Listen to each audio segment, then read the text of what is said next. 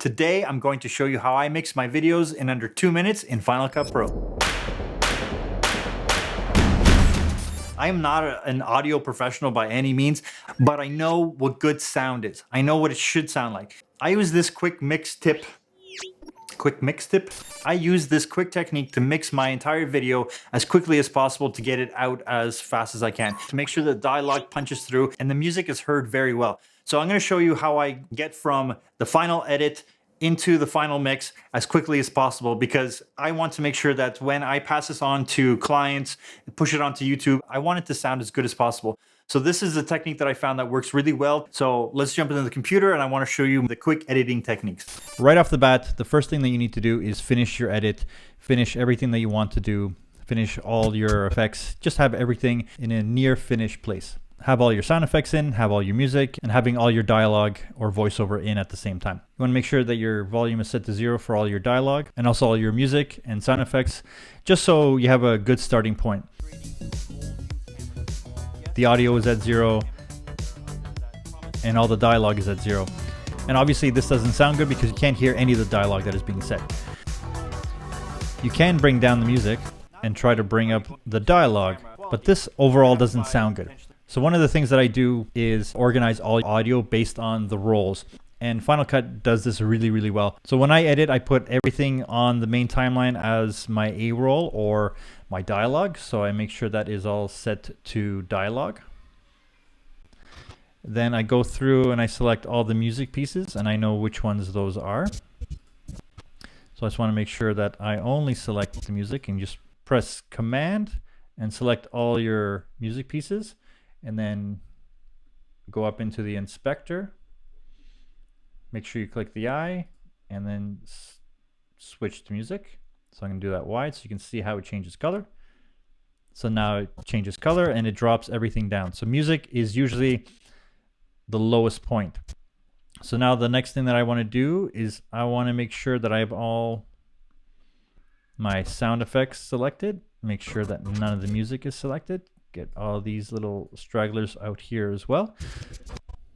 And then again, back over here and switch it to effects.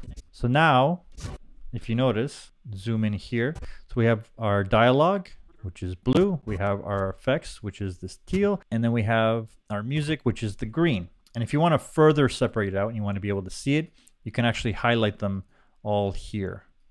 And it shows you what is what. And if you actually want to go even deeper dives, and you can separate it even further if you click on show audio lanes. So all the dialogue is here, all the effects are here, and all the music is down here. So here's where the speed can come in. So I will collapse that back and close that out. So what I do is I select everything, right click, and create a new compound clip. And I'm going to call this full mix. That creates a new compound clip. If you right click on the clip and go to expand audio components, it will show you all those lanes individually. So you have your dialogue, you have your sound effects, and then you have your music. And again, nothing has changed yet. It's still too loud. And you can do the same things here, but now you're affecting everything within the entire track. Once I have the compound clip open, I will select the effects and the music, and I'll press V to disable them for now because I'm going to be working just with the voice.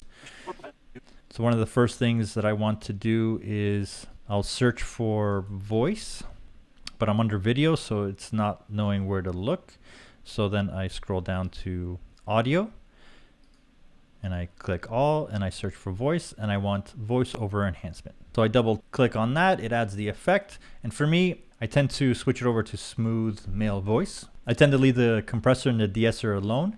I open up the channel EQ, and at that point, is it worth migrating to a whole new camera system? Yes, there are plenty of camera systems. And at that point, I'll let it play. I'll also choose one of these points. I'll bring in the frequency that it's affecting. Systems that are out there that, as I let it play, I'll pull this up and I'll listen for a frequency that I don't personally like, and I'll try to remove it. So I'll show you how to do that. Amazing specs, an amazing experience, amazing video quality, and all around awesomeness. However, if you already have lenses and gear and accessories that complement your camera, is it worth migrating to a completely new camera system? And here's what I mean by that. not only are you going to be going into a new camera that's going to give you great quality, and I just pull it down, the frequency that I didn't like, that was just bothering my ear.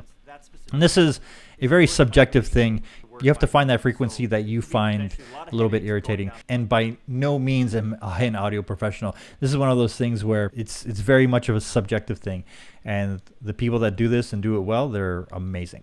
After I add the voiceover enhancement, the next thing I look for is a limiter.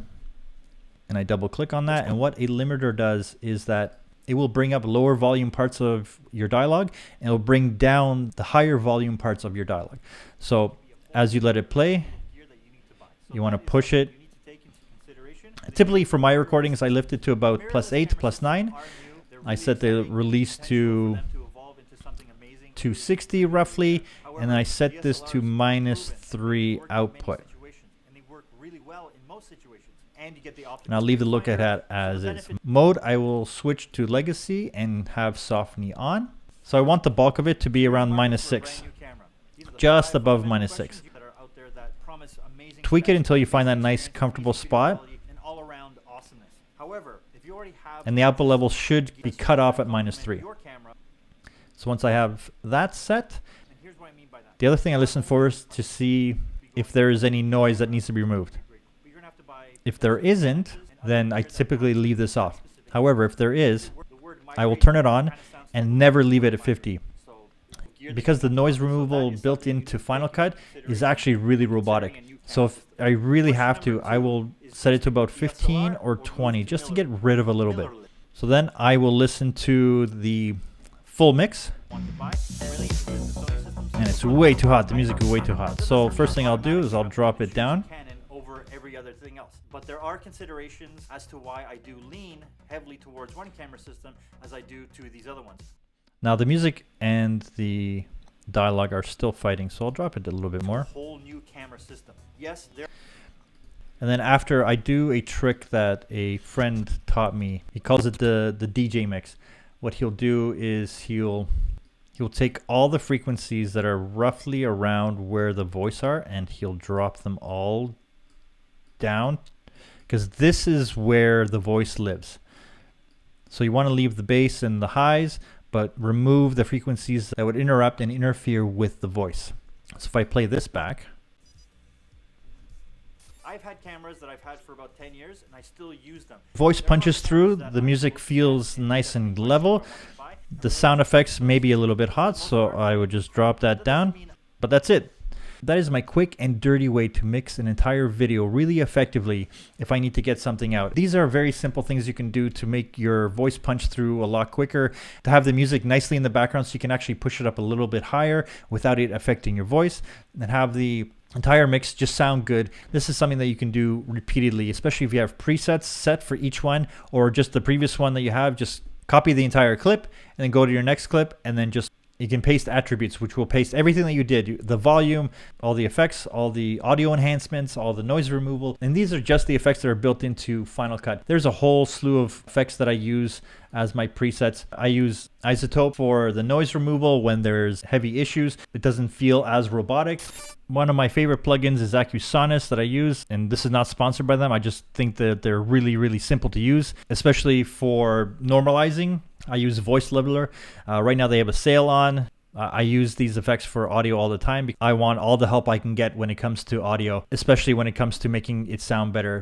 Audio is one of the most important things you need to get right in all your videos. The better your audio, the more likely people will watch all your videos. Use these tips and tricks to make sure your dialogue punches through and the music in the background plays really nicely. This is one of the best ways to make your audio sound amazing. Oh, audio mixing is not fun. That's it, guys. Let me know what you think. Let me know if you found this tip useful. Let me know if there's other tips and tricks you want to know to speed up your workflow overall. That's it, guys. Give me a big thumbs up, subscribe, and I'll talk to you soon. Bye for now.